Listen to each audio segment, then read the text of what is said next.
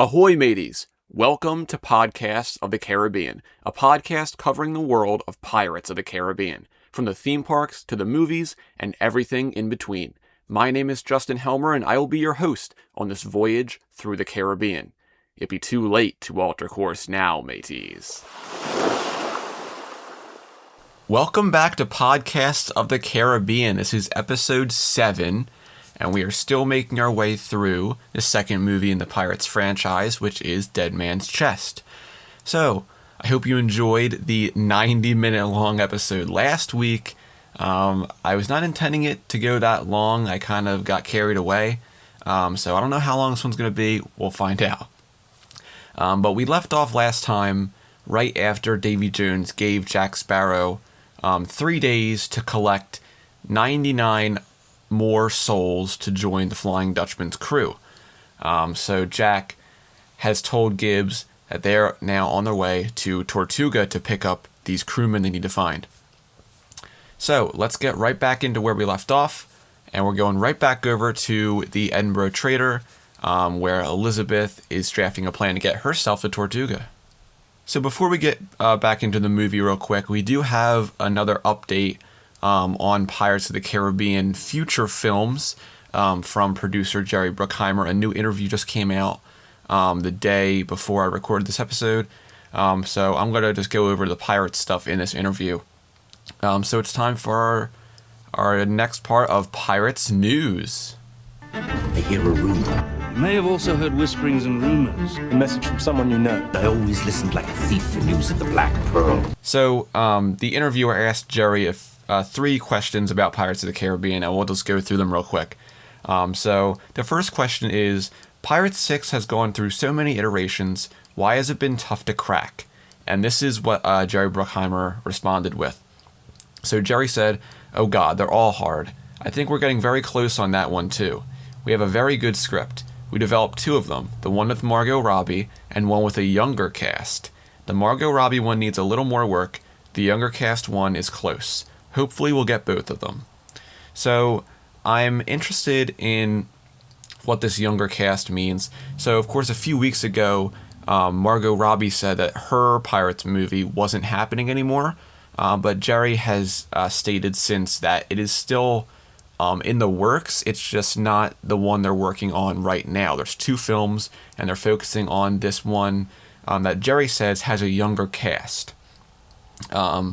So I'm interested in what Jerry means by younger cast. I was thinking maybe he's referring to maybe Henry and Karina, Henry Turner and Karina Barbosa from Pirates 5. But he hasn't stated what that really means, so we're kind of just left to think, does he mean characters from Pirates 5, or are we talking about completely new characters entering the franchise? I guess we'll have to wait to find out. But there was a second question the interviewer asked about the Margot Robbie Pirates movie, so let's get into that. So the interviewer said, but Margot Robbie said in an interview the project wasn't happening. And Jerry answered, "It's alive for me. It's alive for Disney. I'm sure she was disappointed it didn't go first, or maybe not because she's very busy. So it might be a blessing to push this a bit. We believe we'll get it made. It's a very strong story." So that's also interesting that Jerry believes that this Margot Robbie movie also has a strong story with it. So I'm interested in both of these movies. Of course, I'm interested in Pirates 6 more because I'm hoping that will continue the main story. But I'm just a sucker for pirates in general, so I'll take any pirate media you can throw at me. But there was also one more question about pirates. This one had to do with Johnny Depp. So the interviewer asked, does the recent trial outcome make Johnny Depp someone a studio like Disney would put front and center again in a Pirates sequel? So of course this is a very topical question here. If Disney would hire Johnny back after the trial that happened earlier this year. So Jerry then answered, "You'd have to ask them. I can't answer that question. I really don't know. I would love to have him in the movie. He's a friend, a terrific actor, and it's unfortunate that personal lives creep into everything we do." And that is Jerry's statement on Johnny coming back. So, of course, Johnny said that he didn't want to come back. It's a very famous statement that, they could pay me millions of dollars and millions of alpacas, and he still wouldn't come back. But it's still up in the air. We don't know if he would ever come back, if Disney could repair the relationship. Because, of course, if you do remember, Johnny Depp was made a Disney legend years ago for his contribution in Disney, not just as Jack Sparrow, but his other roles as well. So it would be unfortunate to let that relationship just disappear entirely. I'm hoping they could patch things up. I would love to see Jack Sparrow again, but as I said, Jack Sparrow was never really meant to be the main character in Pirates of the Caribbean. He just kind of ended up being the most famous character, and therefore kind of became the main character, but it was never the intention, really. So that is our Pirates update for this episode. Some nice bits to think about, especially with the younger cast. What does that really mean? I guess we'll have to wait and see, but that's our Pirates update from Jerry Bruckheimer. Now let's get right back into our recap of Dead Man's Chest. So as I said, we're going right back over to the Edinburgh Trader, and we have this scene of Captain Bellamy, talking to some of his crew members in the captain's cabin. So he is outraged that the East India Trading Company has pretty much taken over the trade on the Caribbean.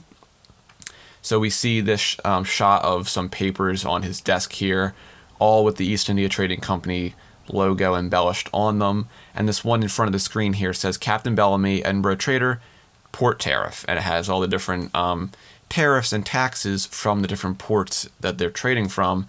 So Bellamy, of course, he says, it's an outrage. Port tariffs, berthing fees, wharf handling, and heaven help us, pilotage. Are we all to work for the East India Trading Company then? So he's outraged, but his crew member then says, I'm afraid, sir, Tortuga is the only free port left in these waters. Then Bellamy responds, a pirate port is what you mean. And he's like, well, I'm sorry. An honest sailor is what I am, and I make my living fair, and I sleep well each night for it. And as soon as he says that, the two crew members in the cabin with him, they see something float by the windows outside, and they all get creeped out. And they look out the window, and they see Elizabeth's wedding dress flying past the window, and they all get scared. So they all go on deck, and they see the dress floating in midair. And now, of course, it's not really floating, but the dress points to Bellamy, and then we have a shot of Elizabeth up on the mast, controlling the dress with some strings. This is a very clever plan from Elizabeth. Of course, this is going off of what the sailors were thinking earlier in the movie. They thought it was, a possessed spirit that was looking for her husband lost at sea. So she played on that and kind of made this to really get her to where she wants to go and kind of take advantage of all these guys. So she makes the dress point over from Bellamy to the sea, and then one of the crewmen's like, she wants you to do something. And then Bellamy says, she's trying to give a sign. And then the dress flies off deck, and they look for it, and then it flies back over them, and it knocks a lantern onto the deck and starts lighting some stuff on fire. Now you can see as they run over to the other side where the dress went, you can see the fire is starting to make a letter. It's making a letter T. So Elizabeth has placed some gunpowder on deck in, of course, the word Tortuga. Not to spoil anything, but she gets frustrated because these guys are not catching on to her plan here. So they're looking at the other side, and they're trying to see what the sign is. And the one guy is like, there's the sign. And then another guy is like, that's seaweed. And he's like, seaweed can be a sign. And then the other guy's like, looks like entrails. And Elizabeth, she gets down from the mast, and then she says in her manly voice, what's that over there? And they all turn around, and then they see the burning word spelling out Tortuga on deck. And then we cut right over to Tortuga. We're back.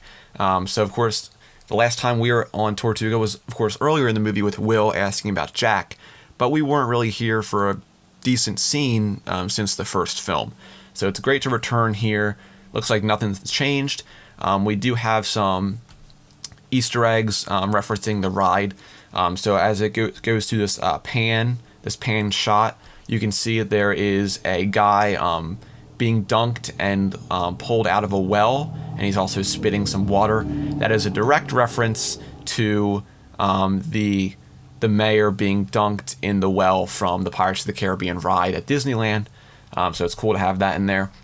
And then we go right over to the Faithful Bride Tavern, which is our main place for Tortuga in this movie. And we go right over to Gibbs, who is he's hosting a signing for crew members to join the Black Pearl's crew, of course, to then send these guys over to Davy Jones for Jack's debt.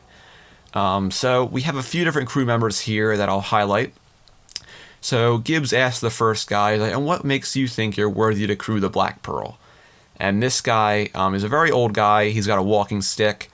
And this guy says, I'd never sailed a day in my life. I figured I'd get out and see the world while I'm still young. And then Gibbs is like, you'll do. Make your mark. So, of course, Jack and Gibbs, they don't really care who they get. They just need to get 99 people, which is a lot of people. So they're hiring everybody. They don't care because they're going to be sold off to Davy Jones, unfortunately. So Gibbs then calls up the next guy, who is a drunk pirate, and he says this funny line. I still laugh to this day. So this guy says, my wife has run off with my dog, and I'm drunk for a month, and I don't give an ass rat if I live or die. And then Gibbs just says, perfect, next. So I love that guy. He's just, oh my God, I love it. It's fantastic. So the next guy we have up is, we have a shot before we get to the next guy. Jack is saying, I know what I want, I know what I want, I know what I want. And he's shaking the compass. He's trying to get it to work. Because if you remember, Jack's compass is still circling and it's not pointing to anywhere. So then we go back over to the crew signing, and we have our next pirate here, and he says, me have one arm and a bum leg. And then Gibbs then says, it's the crow's nest for you. And then we have our last crew member here, where he says, I've always wanted to sail the seas, forever. And then Gibbs says, sooner than you think, sign the roster. And then the guy says, thanks very much. So this great scene, bringing these guys in. And then we have our next guy who comes up. But before that, Jack asks Gibbs, how we're going so far. And then Gibbs says, including those 4, that gives us 4. And once Gibbs answers here, our next guy comes up, and then Gibbs says, and what's your story? And then this guy says, my story. It's exactly the same as your story, just one chapter behind. And then you can see Gibbs' face changes in this scene, where he kind of starts to his eyes narrow and he gets a little scared. And then also Jack gets alarmed here because this guy says, I chased a man across the 7 seas. Then we have a shot of Jack freezing and looking over. And then this guy continues and he says, the pursuit cost me my crew, my commission, and my life. And then he grabs the bottle of rum off the table, and then we see this is none other than James Norrington, of course, played by Jack Davenport. He's back, finally. So Gibbs is like, Commodore? And then James lashes out and is like, no, not anymore. Weren't you listening? And then Norrington gets close to Gibbs and he says, I nearly had you all off Tripoli. I would have, if it weren't for that hurricane. And then Gibbs gets scared and is like, Lord, you didn't try to sail through it. So, of course, this goes back to the hurricane that I explained back in the first episode for Dead Man's Chest, back in episode 5. So if you haven't listened to that, of course, make sure you go back and listen. But I'll recap it here very quickly because it ties into Norrington's story. So, of course, as I said last time, the hurricane was this hurricane off the coast of Tripoli. Norrington was pursuing Jack after Curse of the Black Pearl. And Jack, since he had the Black Pearl, which was the fastest ship, he knew that he would be able to get through this hurricane no problem. But he was not expecting Norrington to sail into it. But Norrington wanted to catch Jack, and Norrington foolishly sailed into it on the Dauntless. Now, once he did this, he didn't make it out. The Dauntless was destroyed. Most of his crew was lost in this hurricane, and he barely survived this. Of course, once he made it back to Port Royal, he resigned from the Navy, and then he disappeared. So you can see here, he still has his wig. He's still wearing his Commodore outfit. So he's pretty much just been a bum for a decent amount of time now, which kind of makes me sad. But it's a great addition to James Norrington's character and his story. And I've noticed that when you watch a lot of deleted scenes, there's a lot of deleted scenes that involve Norrington in all 3 movies that he's in. Which makes me sad because they really cut out a lot of cool elements to James Norrington's character. I'll probably do episodes on all the deleted scenes for these movies because there's a bunch for the first 3 movies. There's like 20 deleted scenes for Dead Man's Chest alone, which is a lot. So one day maybe we'll get extended editions of Pirates 1, 2, and 3. That's my hope. Hopefully it'll happen. But yeah, anyway, that's a recap of the hurricane with Norrington. So he then says, "So do I make your crew or not?" And then gives his kind of question, and he's like, and then Norrington says, "You haven't said where you're going." "Somewhere nice." And then he flips the table and knocks Gibbs over. And then he shouts and he's like, "So am I worthy to serve under Captain Jack Sparrow?" And then we can see Jack trying to hide himself behind a plant as he's trying to get away. And Norrington pulls out a pistol and aims it at Jack. And then he just says, "Or should I just kill you now?" And then Jack looks at him and he says, "You're hired." And then Norrington's like, "Sorry, old habits and all that."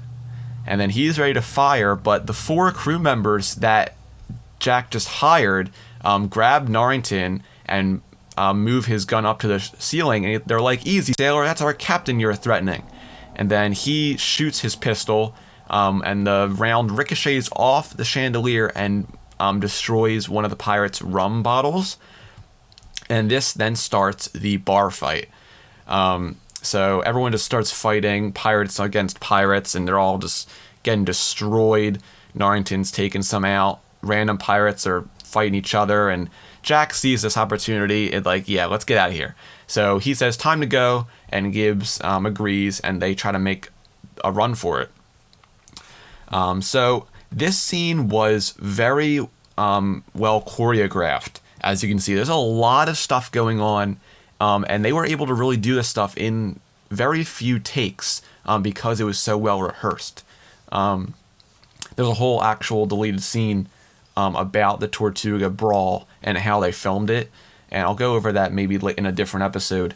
But it's really cool how they had this down so well, they didn't have to do too many takes. Because there's a big reset time for a scene like this, with so much stuff happening, so many things getting destroyed. You know, once you do a take, it would probably be like maybe 30 minutes, an hour to get everything back to where it was to do another take. So of course you really wanted to make sure that you were giving your best, so you wouldn't have to do this that many times and you could save a lot of time on production. So as this bar fight breaks out, we see Elizabeth makes her way into the Faithful Bride, and she sees Norrington. So she then, of course, sees the fight happening, and she pulls out her sword and starts fighting off pirates as well. So now we have Norrington and Elizabeth engaged in that sword fight, and Jack and Gibbs are making their way up the staircase, and he's kind of just picking up random hats and trying them on. Of course, if you remember, he lost his hat in the water at the beginning of the movie. So he tries on a first hat here, and it looks very similar to his regular hat, but he doesn't like it. He takes off and puts it on another pirate as they fall down, and he grabs another hat while he does this. And we have some great choreography from Keira Knightley and Jack Davenport in this scene. As I said, this was so well rehearsed. And there's a great interview. Of course, I mentioned last time there was a Mastering the Sword Orlando Bloom featurette for Dead Man's Chest. There was also one for Jack Davenport, also one for Keira Knightley.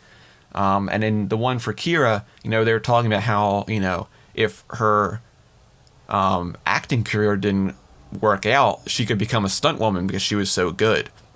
So everyone was praising Keira on how well she was doing, because she would really get things down quick and they wouldn't have to really redo them, which is fantastic. So Jack makes his way up the staircase here, and he sees another pirate just sitting on a ledge, and he switches hats, and then he says, "Thanks, mate," and the guy falls off the railing, falls down to the floor, which I love. And then we have another shot of some pirates hoisting another guy.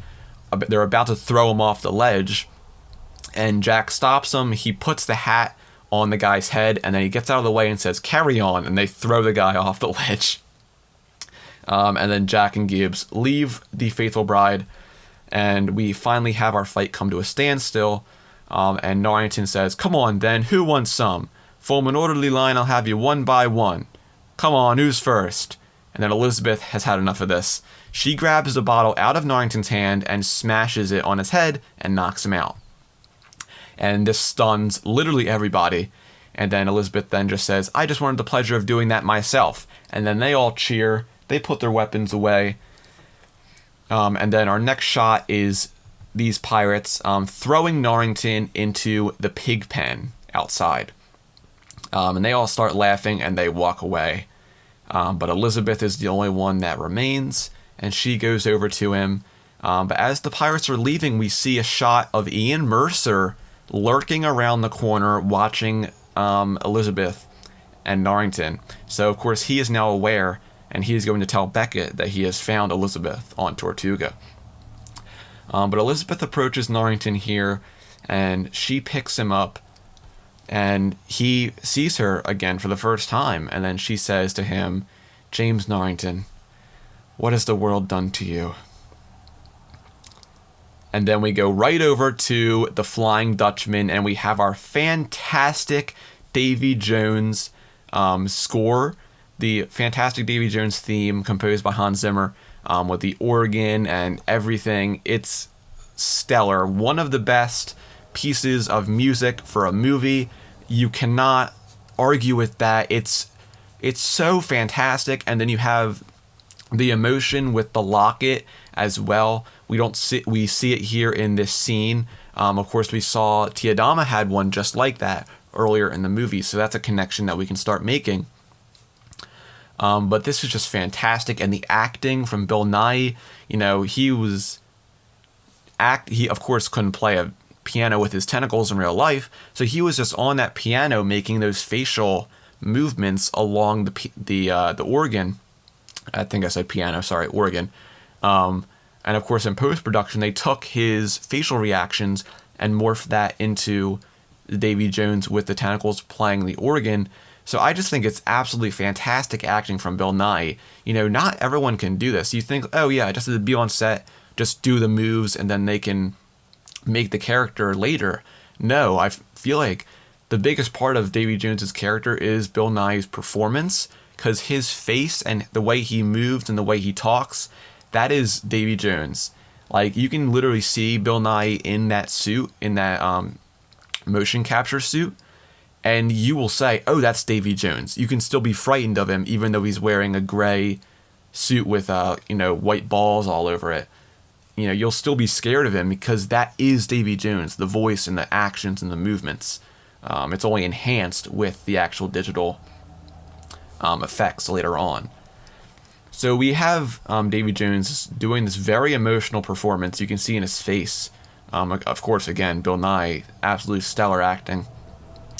Then we cut over to the deck of the Flying Dutchman, where the crew are performing their duties, and they're hoisting a cannon above deck. And we see Will here as well, helping them out. And they're shouting heave. And then we have these great shots of all our different Dutchman crew members. And then we see the bosun here, and he shouts, "Secure the mast tackle, Mr. Turner." And of course, Bootstrap and Will both hear Mr. Turner. And since Will doesn't know that Bootstrap, his father, is on the ship, he thinks that the bosun is talking to him.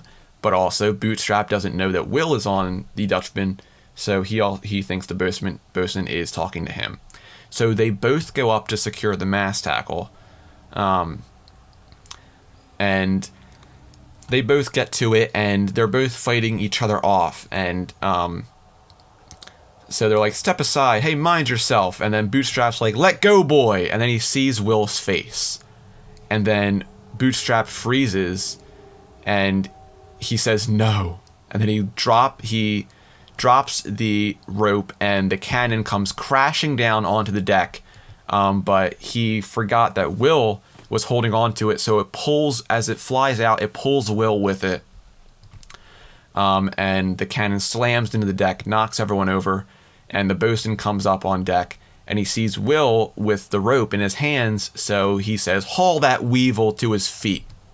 So they grab Will because they think Will was responsible, and they put him on the rigging, and then the bosun says, "5 lashes will remind you to stay on him." And then, but right before he's about to use his whip, Bootstrap stops him, and then the bosun says, "Impeding me in my duties. You'll share the punishment." And then Bootstrap says, "I'll take it all." And as soon as he says this, we see Davy Jones emerge, and he says, "Will you now?" Then he steps up, and he says, "And what would prompt such an act of charity?" So after he says this, Bootstrap then responds, and he says, "My son." And then Jones is a little confused, and he tilts his head, but Bootstrap turns around, and he says, "He's my son." And then Will turns around and looks at him and realizes that it's his father. So Davy Jones then steps forward a little bit, and then he starts laughing. So he's like, "Ah ha ha, what fortuitous circumstance be this? 5 lashes be owed, I believe it is." And then he grabs the whip from the bosun and gives it to Bootstrap. So Bootstrap is scared to death here, and he says, "No, I won't." And then Jones replies, and he says, "The cat's out of the bag, Mr. Turner. Your issue will feel its sting by the bosun's hand, or your own." So Bootstrap is not sure what to do here. It's either him or the bosun. But since Bootstrap believes he will hopefully be more merciful to Will, he still says no. But Jones is then ready to make his decision, and he yells, "Bosun!" And as soon as he says that, Bootstrap grabs the whip and says no. And then Bootstrap is now about to give the punishment to his son.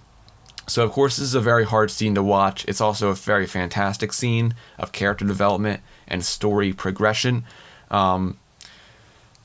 But we can see Bootstrap giving Will the first lash, and Will's reaction here.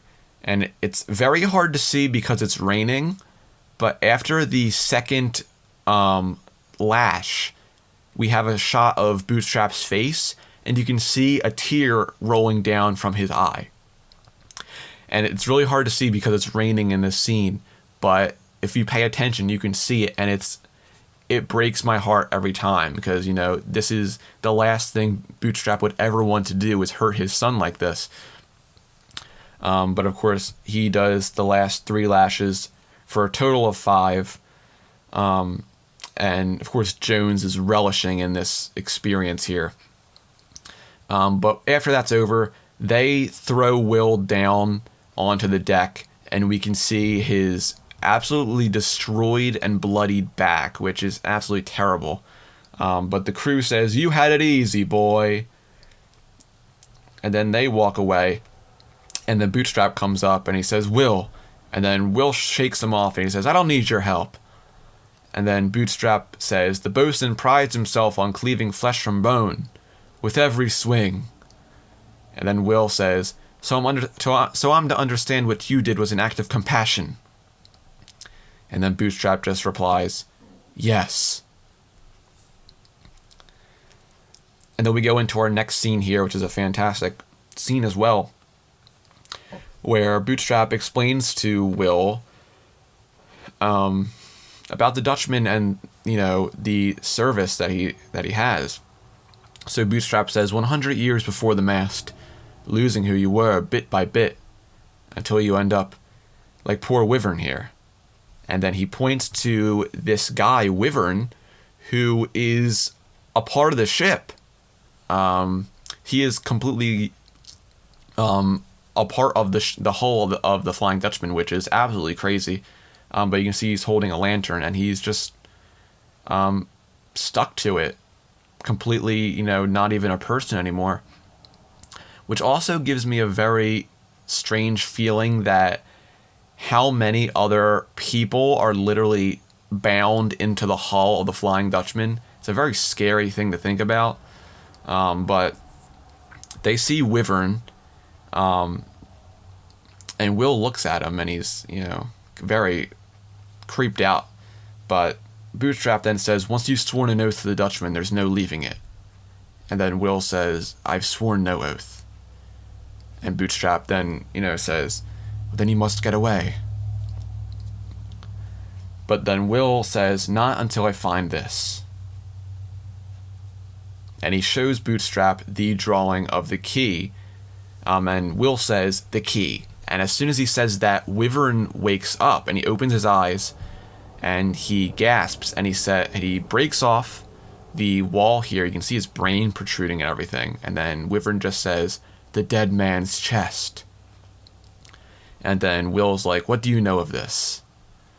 And then Wyvern then says, "Open the chest with the key and stab the heart." No. Don't stab the heart. The Dutchman needs a living heart, or there'll be no captain. And if there's no captain, then there's no one to have the key. And then Will, of course, takes from this, so the captain has the key. And then Wyvern gets scared and he kind of goes back into the hull. But before he does, Will says, "Where's the key?" And Wyvern says, "Hidden." And then Will says, "Where's the chest?"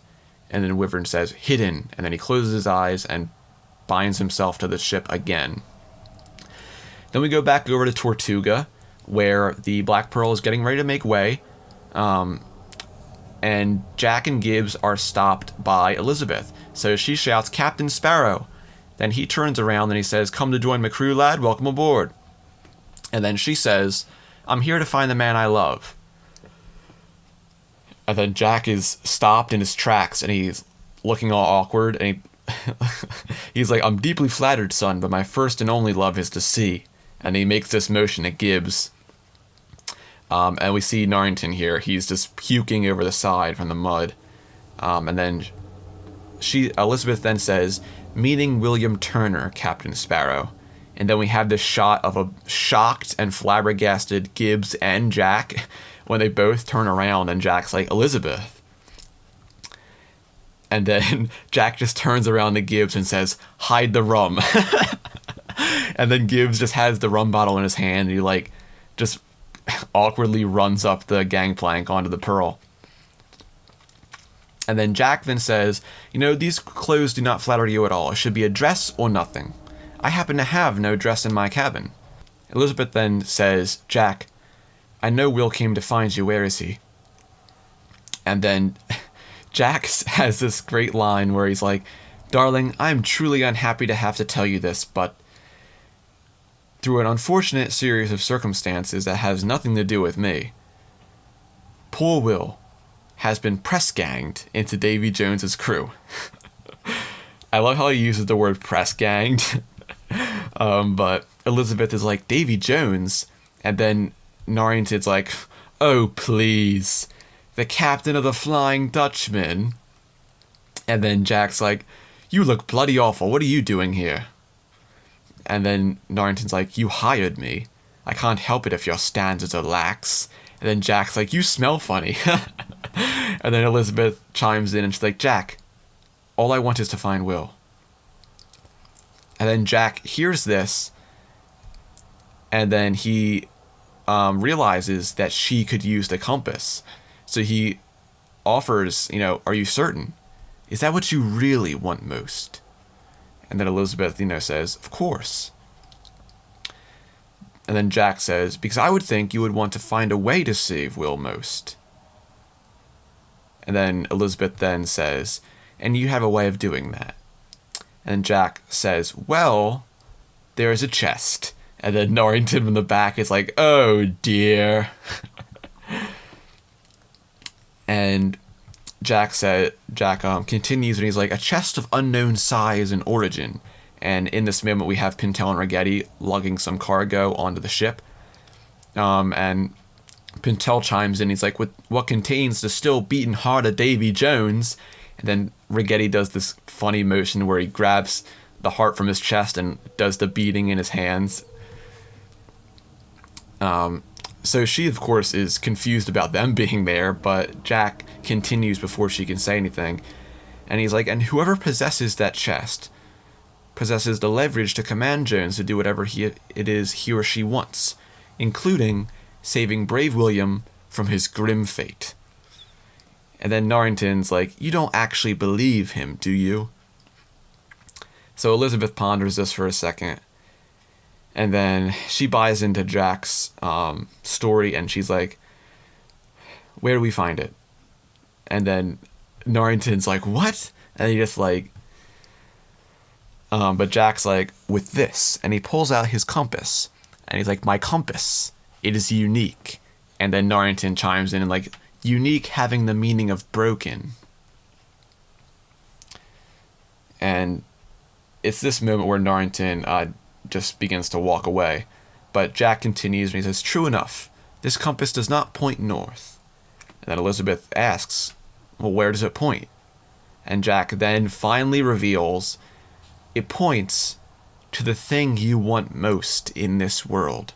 So, of course, this is finally the reveal of what Jack's compass leads to. We never got it in the first film, and we've been kind of confused as to why it's been broken this whole movie so far. But this is the full reveal of what the compass actually does. So Elizabeth then asks Jack, are you telling the truth? And then Jack says, every word, love. And what you want most in this world is to find the chest of Davy Jones, is it not? And then Elizabeth says, to save Will. And then Jack says, by finding the chest of Davy Jones. And then he opens the compass and runs away.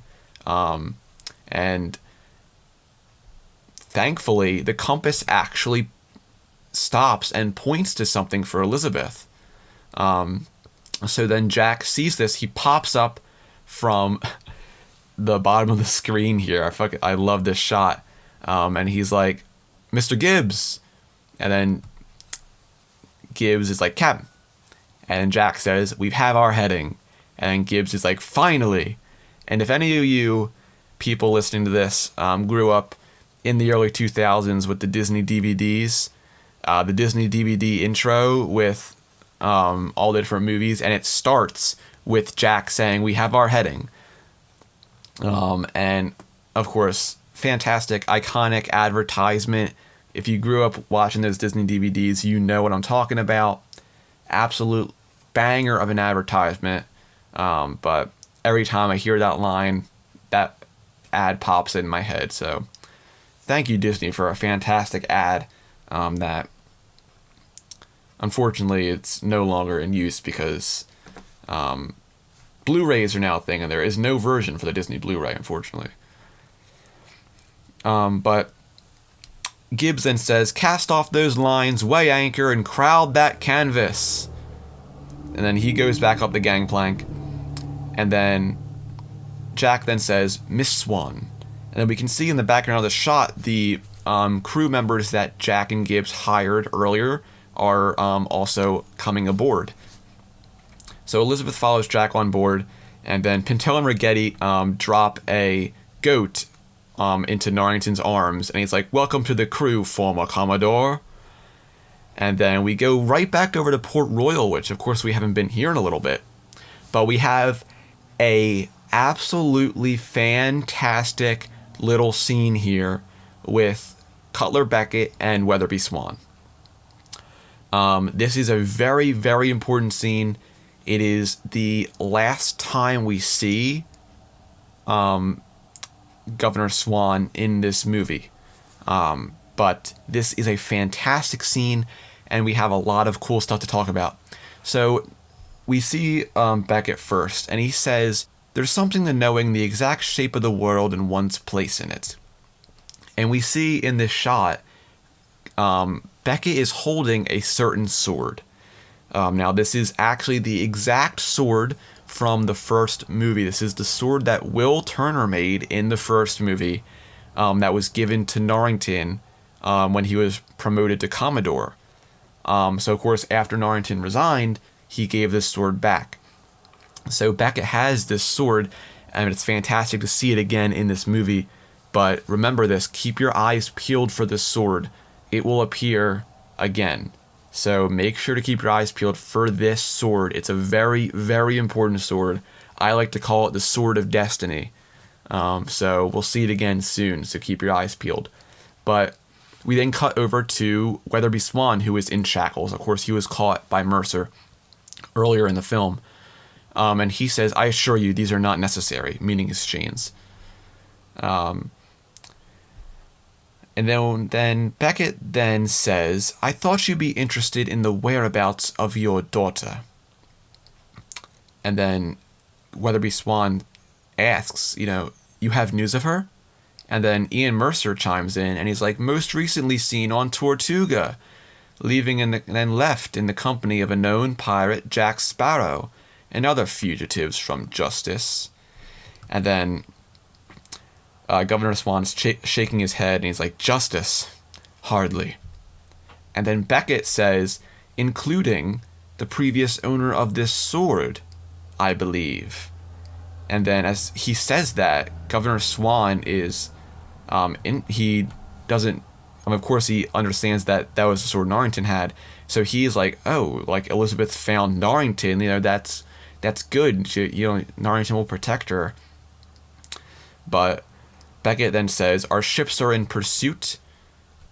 Justice will be dispensed by cannonade and cutlass and all manner of remorseless pieces of metal.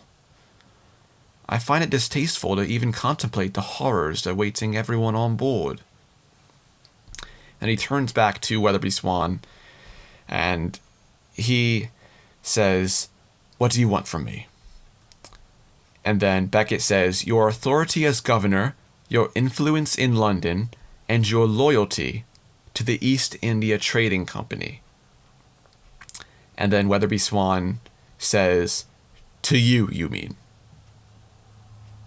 And Beckett walks closer to him, and he says, shall I remove these shackles? And then Weatherby Swann thinks about this for a second. And he then finally replies, do what you can for my daughter. And Mercer then unlocks the shackles from his hands. And then we have one of my favorite lines in Pirates of the Caribbean history. One of my favorite lines from Cutler Beckett, where he says this. So you see, Mercer, every man has a price he will willingly accept, even for what he hoped never to sell. And then we have one final shot of Governor Swann looking back up at the camera before we cut away back to the Flying Dutchman. So that scene, I feel like, is such a great scene for Weatherby Swann's character, for Beckett's character. Of course, we have the sword coming back, the Sword of Destiny, as I call it, coming back. But that final line from Beckett is one of the best lines of this entire franchise. Every man has a price he will willingly accept, even for what he hopes never to sell. So, of course, this references, at this point in the movie, Governor Swann is no longer Governor Swann. He has been arrested. He's no longer governor. Cutler Beckett has pretty much taken over Port Royal and is kind of the ruler of Port Royal at this point. So, of course, Governor Swann, or at this point I should just say Weatherby Swann, he's no longer governor. He gave away his authority in London, his rank as governor, and he's now pledging his loyalty to the East India Trading Company, which is something he never wanted to do. But he's giving all this up for Elizabeth. Elizabeth is all that matters to him, and we'll see this later in the next movie, I should say. But Elizabeth is all that matters to him. All he thinks about from this point on is the safety of Elizabeth, which is rightly so. I mean, he is her father, and, that is what parents do. They worry about their kids. But when Beckett says, every man has a price he will willingly accept, even for what he hopes never to sell. And I just love that line. I love the meaning of that scene. It's fantastic. Oh my God. Anyway, let's move back over to the Flying Dutchman for the next scene, which is another iconic scene, and this is the Liar's Dice sequence. Now, in the movie, we have a short segment of Liar's Dice. It's about 2 minutes long, but there is a deleted scene that has an extended version of Liar's Dice with an extra 4 minutes of Liar's Dice. It's a full first game before this game we see in the movie. The game we see in the movie is the second game that they play. There is a first game that is shown in the deleted scene. With the deleted scene and with the part in the movie, it comes to about 7 or 8 minutes of footage for this entire sequence, which is great. I wish they had that part in the movie. It has a lot of really good plot development for Will. It has plot development for Davy Jones, for Bootstrap Bill. Absolutely great. I'll reference a little bit of it here once we get to the setting up of the game. But I'll cover it in full in a different episode when we go over deleted scenes. So we have this great close-up shot of the dice falling on the board. I love that shot, and I love the sound of the dice hitting the board. But we see Macus, Klenico, and Clankers. They are playing a game of Liar's Dice. And Macus, he says, I wager 10 years. And then Klenico says, I'll match 10 years. And then Clanker then says, agreed. So they are playing their game of Liar's Dice. And then Bootstrap comes up to Will and he asks, wondering how it's played. And then Will says, I understand. And then we see a shot of, Mac is being called a liar and everything. But Will says, it's a game of deception. But your bet includes all the dice, not just your own. And then Will asks, what are they wagering? And Bootstrap then says, well, the only thing we have left. Years of service. So then Will, he has his idea and he's like, any crew member can be challenged? And then Bootstrap says, anyone. And then we have this great delivery of this line from Orlando Bloom, and he says, I challenge Davy Jones. And then everyone freezes. Macus, Klenico, and Clanker freeze from their game. The whole crew watching them freezes, and they all look over at Will. And then Bootstrap's about to say something, but the organ music from above deck stops. And then they start hearing footsteps above them. I love the eeriness of this scene, the foreboding of Davy Jones coming down. But of course, when they hear his footsteps, you can see all the sea creatures from the deck shrink up at every footstep, and then everyone starts laughing. But we finally see Davy Jones come down, and then he says, I accept. So then we have the board being created, and Will and Davy Jones sitting down. And this is where we have the cut from the first game to the second game. So what we're seeing from now on is the second game of Liar's Dice. The first game happens right before this scene. So right after the board is placed and Jones walks up, there's that whole first scene. And then when Will stands up here, this is the second game. So I'll recap it a little bit just so I can get some more of this scene into this. So Will bets his father's freedom against his own, and Davy Jones, he says, "I bet only what's closest to a man's heart." He says that's the only way you can tell they're bluffing. And in this first game that they play, it's only Will and Davy Jones. Bootstrap's not in the first game, and this has a lot of great development. I won't cover all the bets and everything. That'll be for a later episode, but Davy Jones, he says, "You're a desperate man. What is the cause? It can only be a woman." And then, Will says, "A woman need not cause you to be desperate if you choose the right woman." And then Davy Jones says the next turn, he's like, "I remember now, you're the one who hopes to get married, but your fate is to be married to this ship." And then Will says, "I choose my own fate." And then Davy Jones says, "Well, then it wouldn't be fate then, would it?" So they play the game, and Davy Jones calls Will a liar after one of Will's bids. But Will then shows his dice, and Will wins this first game. Will actually wins this first game in the deleted scene.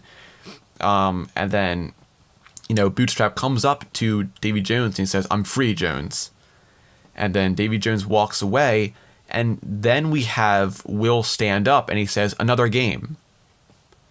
And then we have this great exchange from Jones and Will, and Jones says, "You can't best the devil twice, son." And then Will just says, "Then why are you walking away?" And I love that line. And Jones turns around again and comes back. And now we are caught up with the movie in the second game of Liar's Dice that they play. So Jones comes back up and he says, "The stakes," and he says, "my soul, an eternity of servitude." But after that, Davy Jones then says, "Against," and then Will says, "I want this." And he drops the cloth on the board, and Jones picks it up and looks at it and sees the drawing of the key. So we have that great chime, the dead man's chest kind of chime. I love that sound. But Jones gets angry, he drops the cloth, and he says, "How do you know of the key?" And then Will says, "That's not part of the game, is it?" And he says, "You can still walk away," as he sits down. But of course, Jones is not backing down, and Jones does this fantastic, graceful sit where he just lowers his body down. And he pulls out the key from under his tentacle beard and shows Will. So now Will knows the location of the key, which is all he wants from this game, is to know where the key is. Will does not intend on winning. Of course, from the deleted scene, he's already won the first game. There's no way Jones is going to let him win again, especially with him wanting the key. So Will and Jones are about to do their first turn, but Bootstrap sits down and joins the game, and he places himself right between Jones and Will.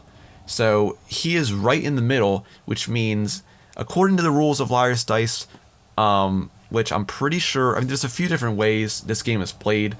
There's actually, full rules of how this game is played in real life. There's also a few different rules for how the game is played in the movie.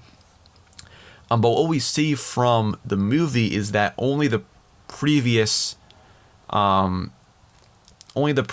player can call that player a liar. So with Bootstrap being in the middle of Davy Jones and Will, Davy Jones cannot call Will a liar because Bootstrap is right in the middle. So Bootstrap is effectively saving Will from losing this game. So no matter what happens, Bootstrap is going to be the one to lose this game, and spoilers, he does lose the game. So Jones is angered from this, and he's like, "What's this?" And then Bootstrap says, "I'm in," matching his wager. And then Will says, "Don't do this." And then Bootstrap then just says, "The die is cast." And then he says, "I bid 3 2s. It's your bid, Captain." So of course we have our first bid from Bootstrap, which is 3 2s. So there's a lot of stuff that goes on in this game, and honestly, I mean, I've never played Liar's Dice in my life, so I'm just kind of basing my knowledge off of this scene. But it's a very strategic game where you really have to think about everyone's dice. So you're not just thinking about your own dice, you're thinking about everyone's dice. So with 3 people in here, there's 5 dice per person, it's 15 dice on the board. So Bootstrap is going with a safe bet here and saying that there's going to be 3 2s on the board, which is a very safe bet because we find out that he actually has 3 2s. So Jones then does his bid where he says 4 4s. So he ups the bid and changes the face, which is something you can do. And then we go over to Will, and Will makes his bet, which is 4 5s. So he goes up to another face. He keeps the amount, but he changes the face. And then we go to Bootstrap's next bid, and he says 6 3s. And Jones pretty much completely ignores Bootstrap's bid. And he goes right up and says, and he takes a look at his dice, and we see that Davy Jones has 4 5s and 1 4. So Jones makes his fantastic bet of 7 5s. So he knows he has 4 5s, and he is just hoping that Will has 3 5s, and we see a reveal of Will's dice here, and he has 3 5s, and 1 2 and 1 1. And then we also get the reveal of Bootstrap's dice, which is 3 2s and 2 3s. So there are actually 7 5s on the board, so Davy Jones is right, because he knows that Bootstrap didn't up the bid, he changed it to a completely different thing. He did 6 3s. So he knows that Bootstrap isn't going to have any 5s. So he knows Will has the 5s because Will did the first bid of 4 5s. So he knows that Will has a decent amount of 5s that he would bid 4 5s. So that's why he does this bid of 7 5s and pretty much dooms Will to lose the game. So Will really does the only thing he can do, and he just ups the bid even more, and he just says 8 5s. And of course, at this point, Will knows he's going to lose, and we have this shot that goes back over to Jones, and he laughs, and he's like, "Welcome to the crew, lad."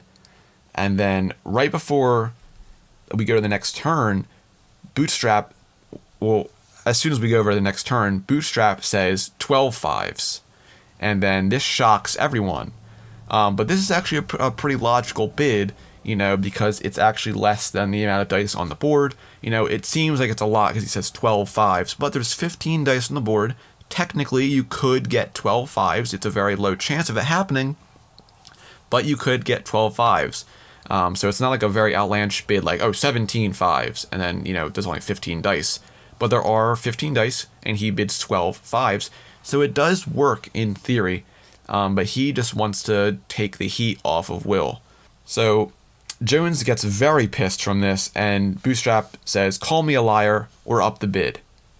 And then Jones says, "And be called a liar myself for my trouble." And he grabs the cup off of Bootstrap's dice, and he sees his dice, and he slams the cup down on the board. And then Jones then says, "Bootstrap Bill, you're a liar, and you will spend an eternity on this ship." Then he goes to leave, and before he does, he says, "Master Turner," and then he says, "Feel free to go ashore. The better next time we make port." And then the whole crew starts laughing, and Jones walks away. So as they all retreat, we're left with Will and Bootstrap, and Will says, "Fool, why did you do that?" And then Bootstrap said, "I couldn't let you lose." And then Will tells him it was never about winning or losing. And then Bootstrap realizes, and he says, "The key, you just wanted to know where it was." So then we go over to a little later that night. We see Clanker and Hadris sleeping together here. Hadris, of course, is the guy with the clamshell head. But then we see Bootstrap pop out from below decks, and we see Will follow him up. And Bootstrap goes up to the helm, because at this point everyone's asleep. So this is the perfect time to steal the key from Davy Jones. So Bootstrap goes up and he sees Greenbeard. I believe it's Greenbeard. It's hard to tell. There's so many guys on this ship. But Bootstrap says, "Captain says I should relieve you." And then Greenbeard's confused, but Bootstrap says, "Captain's orders."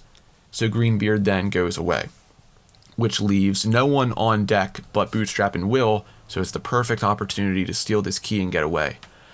So Will enters Jones's cabin, where we see the fantastic Oregon, this great, awesome captain's cabin on this ship, and he just sees Davy Jones sitting there at the organ, but he is actually asleep.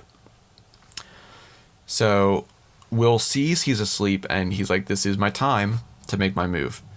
So he takes the quill and a little stick from the side of the organ and starts to pick up Jones's tentacles.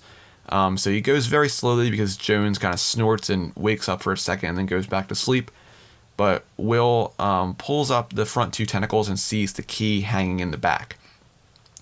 So he puts the stick in his mouth to hold up that tentacle, and he tries to grab the key with his other hand, but the tentacle on the quill drops and hits a key on the organ, and Jones wakes up a little bit, but the locket starts playing the amazing Davy Jones theme on, the little keys, but this lulls Jones back to sleep, and as he goes back to sleep, Will grabs the key and lets go of the tentacle. He switches the key out for the drawing of the key, and as soon as he is able to grab the key, he drops the tentacles back down and leaves Jones to sleep. Then we have one more shot of the locket playing the theme before it stops and closes, and then we go right back over to Bootstrap, who is beginning to lower a rowboat for Will to escape in. So Will, at this point, is ready to leave the Dutchman, and Bootstrap gives him his stuff back, and he also offers him his knife. So Bootstrap says, "Here, take this too," and he gives Will his knife. This is the knife that Will carries for the rest of this movie and at World's End. And then I love this scene between Will and Bootstrap here. It's fantastically paralleled in Pirates 5 at the very beginning of the movie with Will and Henry. But Bootstrap says, "Now get yourself to land and stay there. It was always in my blood to die at sea, but it was never a fate I'd wanted for you." And then Will looks at this knife and he says, "It's not a fate you had to choose for yourself either." And then Bootstrap says, "I could say what I had to when I led you to go pirating, but it would taste a lie to say it wasn't what I wanted. You owe me nothing, Will." Then Will says, "They'll know you helped me." And then Bootstrap laughs and he's like, "What more can they do to me?" And then Will holds up the knife and he says this, "I take this with a promise. I will find a way to sever Jones's hold on you and not rest until this blade pierces his heart. I will not abandon you. I promise." And then Will makes his escape into the boat and leaves the Flying Dutchman. And then in our next scene, we go back over to the next day on the Black Pearl. But I think this is a good stopping point for us to stop at. Because maybe I should stop myself here because at the end of this scene, we have something else that happens, which is very big. And so we'll stop here and we'll finish this. We'll not finish it in the next part, but we covered a half an hour here in 65 minutes, which isn't too bad. So we're probably still we have a whole hour left of the film, So we're probably going to have 2 more episodes for Dead Man's Chest. I don't want to make these episodes really long. They're already longer than the Curse of the Black Pearl episodes. They're all over an hour. I just don't want to do another 90-minute episode. I think it was a little too long. So I'll stay at a little over an hour. But if you enjoyed this episode, I thank you for listening. Thank you for getting this far. And if you're enjoying this podcast, make sure to give it a follow. Make sure to give it a rating on Spotify, a review on Apple Podcasts. I think there's a pretty good audience here so far, and I'm really thankful that you guys have found this podcast, are listening to it, and hopefully enjoying it. Because I am really enjoying sharing my love of Pirates of the Caribbean to all of you. So I thank you for listening once again, and I'll see you next week for the next part of Dead Man's Chest, which is a very, very juicy episode because we have the Kraken to cover, we have Ila Cruces, a lot of really fun stuff to cover in the next episodes, to make sure you get ready for next week's episode. So yeah, I'll see you in the next one.